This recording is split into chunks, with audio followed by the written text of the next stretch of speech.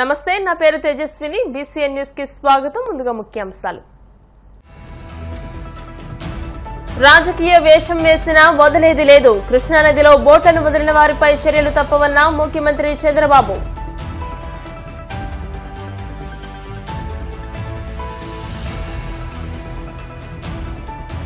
YCP నేతల వ్యాఖ్యలపై హోంమంత్రి అనిత ఫైర్. కావాలనే జగన్ కూటమి ప్రభుత్వంపై బురద జల్లుతున్నారని మండిపాటు.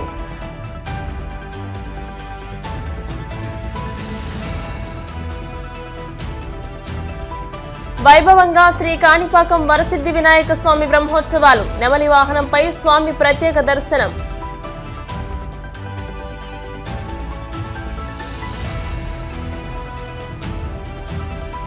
ఎగువ నుంచి వస్తున్న వరదకు పొంగి పొర్లుతున్న ఏలేరు కాల్వ.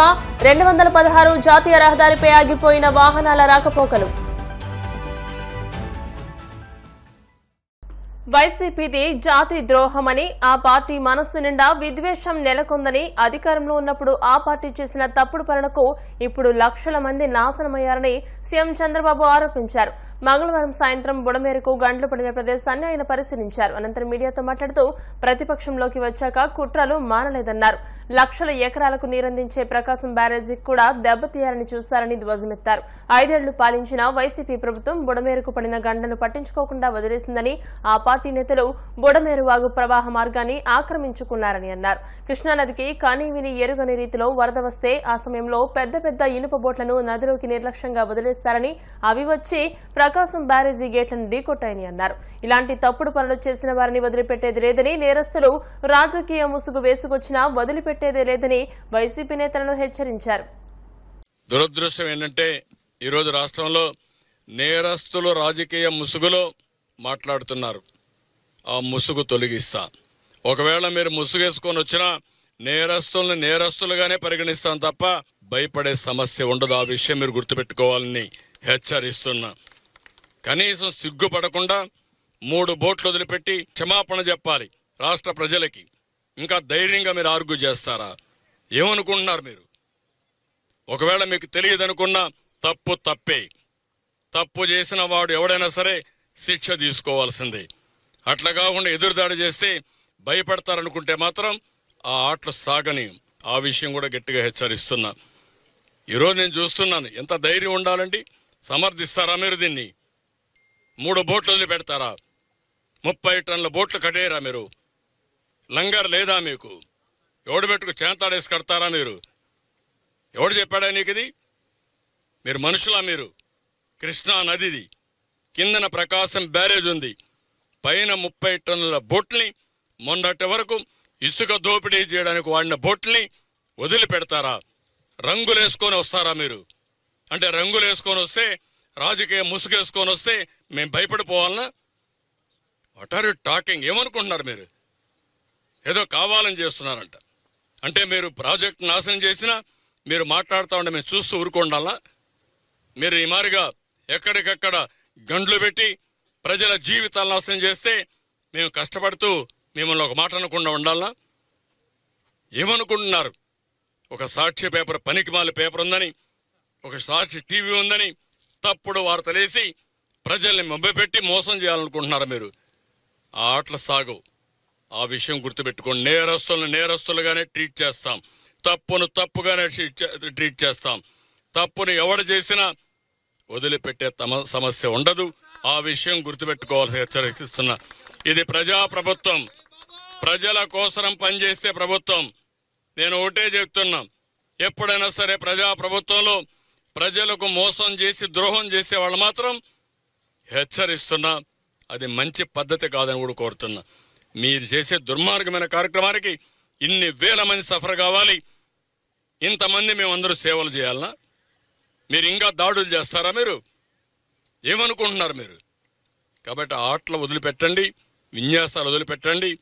మీరు రాజకీయ ముసుగులో నేరస్తులు మాని మెయిన్ స్ట్రీమ్కి రండి. రాజకీయాల్లో మెయిన్ స్ట్రీమ్కి రండి. కరుడు గట్టిన నేరస్తులు ఎవరు కూడా మీ పార్టీలో కానీ ఎక్కడున్నా ఎవరిని వదిలిపెట్టం. పార్టీ ముసుగేసుకున్నంత మాత్రం భయపడే సమస్య లేదు. విజయవాడలో వరదల ముంపునకు కూటమి ప్రభుత్వమే కారణమంటూ వైసీపీ నేతలు చేసిన వ్యాఖ్యలపై ఏపీ హోంమంత్రి వంగలపూడి అనిత మండిపడ్డారు. జగన్ 2 సార్లు బయటకొచ్చి తమ ప్రభుత్వంపై బురద జల్లి వెళ్లారని విమర్శించారు. ప్రకాశం బ్యారేజీకి పూర్తి స్థాయిలో వరద చుట్టుముడుతుంటే దానిని కూడా అడ్డుకోవడానికి చేయడానికి విధ్వంసం చేశారని జగన్ వైసీపీ నేతలు ప్రయత్నించారని మండిపడ్డారు. ఏపీలో విధ్వంసం సృష్టించడానికి బోట్లను వదిలిపెట్టారని ఇరిగేషన్ అధికారులు చెబుతున్నారని తెలియజేశారు. పిల్లర్లను ఢీకొట్టి ప్రమాదం జరిగితే కొన్ని వేల మంది ప్రాణాలు గాల్లో కలిసిపోయేవని ఆమె ఆందోళన వ్యక్తం చేశారు. బోట్ల గురించి ఈ రోజు వరకు ఎవరు ఫిర్యాదు చేయలేదని ఆరోపించారు. వైసీపీ నేతలు నందిగామ సురేష్, తలశిల రఘురాం అనుచరులకు చెందిన బోట్లతోనే ఈ కుట్రలకు పాల్పడ్డారని ఆరోపించారు.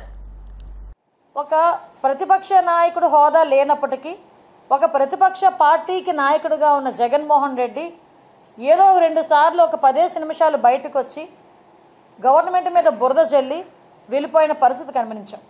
ఇవన్నీ ఒక ఎత్తు అయితే నేను అక్కడ ప్రత్యక్ష సాక్షిని, విజయవాడలో నేనున్నాను. డే 1 నుంచి కూడా నేను ఉన్నాను విజయవాడలో. సుమారుగా ప్రకాశం బ్యారేజ్కి దగ్గర 11.4 లక్షల క్యూసెక్ వాటర్ వచ్చింది. అటువంటి సమయంలోనే దాన్ని ఎలాగ మనం ఎదుర్కోవాలని చెప్పి మేమందరం కూడా ఇరిగేషన్ డిపార్ట్మెంట్, అన్ని డిపార్ట్మెంట్ వాళ్ళు అనకూడదు కానీ దేవుడి మీద భారం వేసి మేమందరం కూడా వెయిట్ చేస్తున్నాం. ఎక్కడ కూడా అలాంటి ఆపద జరగకూడదు అని ప్రతి ఒక్కరం కూడా వెయిట్ చేస్తున్నాం. పక్కన జరిగిన డిజాస్టర్కి రిలీఫింగ్ ఒక పక్క నుంచి ఇవ్వటం, ఒక పక్క నుంచి ఇవన్నీ కూడా చాలా షెడ్యూల్స్లో ఉంటే ఆదుకోవలసిన చేయి కూడా ఈరోజు డిస్ట్రాయ్ చేయడానికి రెడీ అయిందంటే వాళ్ళని దేశద్రోహులు అనాలా వద్దో మీరే నిర్ణయించుకోవాలి. ఎందుకు ఈ మాట చెప్తున్నానంటే ప్రకాశం బ్యారేజ్ దగ్గర 1957లో ప్రకాశం బ్యారేజ్ నిర్మించారు. ఎప్పుడైతే ప్రకాశం బ్యారేజ్ నిర్మాణం జరిగిందో ఆ ప్రాంతంలోని అన్ని రూపురేఖలన్నీ కూడా మారిపోయినాయి. దగ్గర 20 లక్షల ఎకరాలకి సాగునీరు అందుతుంది, కొన్ని లక్షలాది మందికి తాగునీరు అందుతుంది. అటువంటి ప్రకాశం బ్యారేజ్ని కూడా డిస్ట్రాయ్ చేయటానికి అక్కడికి పడవలు కొట్టుకొచ్చినాయి అంటే పడవలు కొట్టుకురావడం కాదు, కొట్టుకొచ్చేటట్టు చేశారు. ఇది మ్యాన్ మేడ్. అది ఏదో అన్ఎక్స్పెక్టెడ్లీ ఆ 5 పడవలు వచ్చి రావటం కాదు. అక్కడ క్లియర్గా మేము అప్పుడు మీరు అనుకున్నట్టే అక్కడికి వచ్చేసరికి ఆ కౌంటర్ వెయిట్లను ఏదైతే కొట్టినాయో కౌంటర్ వెయిట్లు కొట్టేసరికి నిజంగా కొట్టుకొచ్చినాయేమో అని చాలామంది అనుకున్నాం. కానీ తర్వాత ఇరిగేషన్ డిపార్ట్మెంట్ వాళ్ళు దానికి క్లియర్ కట్గా అదంతా కూడా ఎగ్జామిన్ చేసిన తర్వాత ఇవి అసలు ఈ బోట్లు ఎవరివి, ఈ బోట్లు ఎందుకు కొట్టుకొచ్చినాయి, బోట్లు కొట్టుకొచ్చిన తర్వాత ఎవడైనా మనకి కంప్లైంట్ చేశారా, అసలు ఈ బోట్లు ఓనర్స్ ఎవరు, ఈ బోట్లు అసలు ఉండాల్సింది అక్కడ ఆ రేవులోనా లేకపోతే ఉద్దండరాయనపాలెం రేవులోంచి ఇక్కడికి ఎందుకు వచ్చినాయి, ఇవన్నీ కూడా మేము బ్యారేజ్ వేసుకున్న తర్వాత షాకింగ్ ఇష్యూస్ అనమాట. లిటరల్లీ చెప్పాలంటే అంటే ఒక ఇప్పుడున్న చంద్రబాబు నాయుడు గారి గవర్నమెంట్ మీద, ఎన్డీఏ గవర్నమెంట్ మీద బురద జల్లటానికి ఏదో ఒక రకంగా నెపం వేయటానికి ప్రజల ప్రాణాలని కూడా లెక్క చేయకుండా వాళ్ళు విధ్వంసం సృష్టించడానికి రెడీ అయ్యారు అంటే అలాంటి వాళ్ళని దేశద్రోహుల కింద తీసుకోవాల్సిన పరిస్థితి ఈరోజు మనందరికీ కూడా కనిపిస్తుంది. ఈరోజు మేమేదో మాట్లాడడమో ఏదో ప్రెస్లో కూర్చొని మేమేదో మీ అందరితోని కూడా రాజకీయంగా మాట్లాడడం కాదు. ఒక్కసారి మేమే కాదు ప్రజలు కూడా ఆలోచించుకోవాల్సిన అవసరం ఉంది. ప్రజలు కూడా దీని గురించి చర్చించుకోవాల్సిన అవసరం ఉంది. ఎవరు ఇలాంటి మనకి ప్రజల్ని ఇబ్బంది పెట్టే పరిస్థితులు ఎవరు తీసుకొస్తున్నారు అనేది కూడా చర్చించుకోవాల్సిన అవసరం ఉంది. ఈరోజు 5 బోట్లు కొట్టుకొచ్చినాయి. 5 బోట్లలోని కూడా ఒక బోటు గల్లంతైంది, ఒక బోటు మునిగిపోయింది. మిగతా 3 బోట్స్ కూడా ఒక్కొక్కటి 40 నుంచి 50 టన్నులు బరువున్న బోట్స్ ఒక్కొక్కటి. ఆ బోట్లు 3 ఎక్కడైనా ఏ రేవు దగ్గరైనా ఏ బోటుకి ఆ బోటు కడతారు, ఏ బోటుకి ఆ బోటు వెయిట్ని బట్టి పెద్ద పెద్ద రోప్స్ కడతారా లేకపోతే ఐరన్ లింక్స్ పెట్టి దానికి కడతారో మనందరికీ కూడా తెలుసు. అటువంటిది ఏమైంది, 3 బోట్లు ఒకదానికొకటి లింక్. అసలు మామూలు చిన్న చిన్న వెయిట్స్ ఉన్న బోట్లనే లింకులు చేయరు, ఎందుకంటే ఒకటి కొట్టుకుపోతే మిగతా కొట్టుకుపోతాయి అనే ఉద్దేశంతో. కానీ ఇక్కడ 3 బరువైనట్టు దగ్గర 40 నుంచి 50 టన్నులున్న బోట్లని 3 బోట్లని ఒకదానికొకటి లింక్ చేశారు. లింక్ చేయడమే కాకుండా ఆ 3 బోటుల్ని ఎక్కడ కట్టారంటే ఒక నైలాన్ తాడుతో కట్టారు. 11.4 లక్షల క్యూసెక్ వాటర్ వస్తున్న అక్కడ మీకు ఒక నైలాన్ తాడుతో 40-50 టన్నులు బరువు ఉన్న పడవను కడితే ఆగుతుందా? ఒక పాయింట్. రెండోది, ఈ ఏదైతే బోట్లు ఉన్నాయో ఈ బోట్లు ఉద్దనరాయనపాలెం దగ్గర ఉన్నది కదా, ఉద్దండరాయనపాలెం అక్కడ ఉండాల్సిన రేవులో ఉండాల్సిన బోట్లు ఇమీడియట్గా ఇక్కడికి ఎలా వచ్చినాయి? అసలు ఈరోజు అంత బరువున్నవి కొట్టుకొని వచ్చి అక్కడ కౌంటర్ వెయిట్ 16 టన్నులున్న కౌంటర్ వెయిట్ కొట్టాయి కాబట్టి సరిపోయింది. అదే కనుక పిల్లర్ని తాకి పిల్లర్కి ఏదైనా డ్యామేజ్ జరుగుంటే ఒక్కసారి మనం జరగబోయే పరిణామాలు ఊహించుకోవడానికే చాలా భయంకరమైన పరిస్థితి. కొన్ని వేల మంది లక్షల మంది ప్రాణాలు గాల్లో కలిసిపోయేది. ఎంత పెద్ద ప్రమాదం జరిగేదో మనందరికీ కూడా ఊహించుకోవడానికే చాలా భయంగా ఉంది. అంబేద్కర్ కోనసీమ జిల్లా ప్రముఖ పుణ్యక్షేత్రం అయినవిల్లి విఘ్నేశ్వర స్వామి ఆలయం చవితి ఉత్సవాలు అత్యంత వైభవంగా జరుగుతున్నాయి. అందులో భాగంగా చవితి ఉత్సవాలు 5వ రోజు బుధవారం తెల్లవారుజామున విఘ్నేశ్వర స్వామికి పంచామృత అభిషేకాలు నిర్వహించారు. స్వామిని మండపేట ఎమ్మెల్యే వేగుళ్ల జోగేశ్వరరావు దర్శించుకుని ప్రత్యేక పూజలు నిర్వహించారు.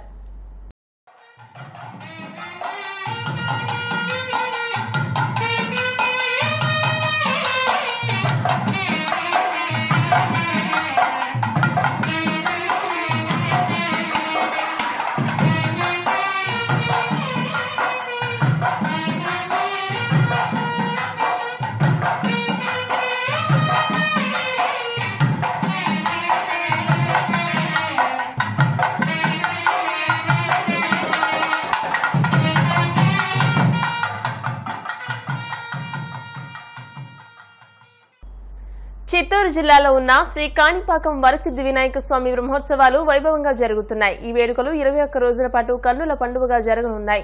సుదూర ప్రాంతాల నుంచి గణనాయకుడి బ్రహ్మోత్సవాలకు లక్షలాది మంది భక్తులు తరలివస్తున్నారు. ఈ ఉత్సవాల్లో భాగంగా కాణిపాకం శ్రీ వరసిద్ధి వినాయక స్వామి నెవలి వాహనంపై కొలువుతీరి భక్తులకు దర్శనమిచ్చారు.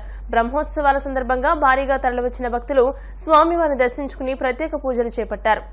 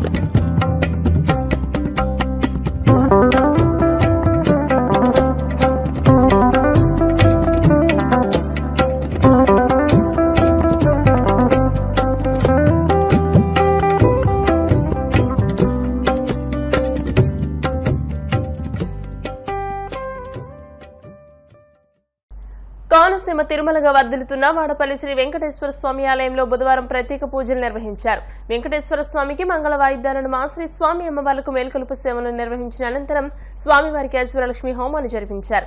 శ్రీ స్వామివారి అమ్మవార్ల వసంత మండపంలో అష్టోత్తర పూజలను అర్చకులు నిర్వహించగా ప్రత్యేక అలంకరణలో ఉన్న స్వామిని దర్శించుకుని భక్తులు తరించిపోయారు. ఈ మేరకు ఆలయ చైర్మన్ రుద్రరాజు రమేష్ రాజు, ఆలయ కార్యనిర్వాహకారి కిషోర్ కుమార్ భక్తుల కోసం ప్రత్యేక ఏర్పాట్లు చేశారు. ఇప్పుడు కాసేపు ప్రకటనలు.